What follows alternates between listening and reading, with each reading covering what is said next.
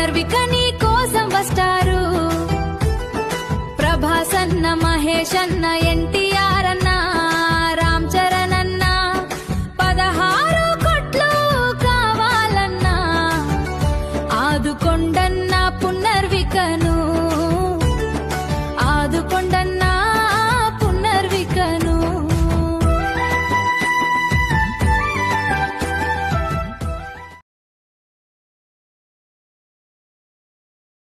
పునర్విక నీ కోసం వస్తారు. ప్రభాసన్న, మహేష్ అన్న, ఎన్టీ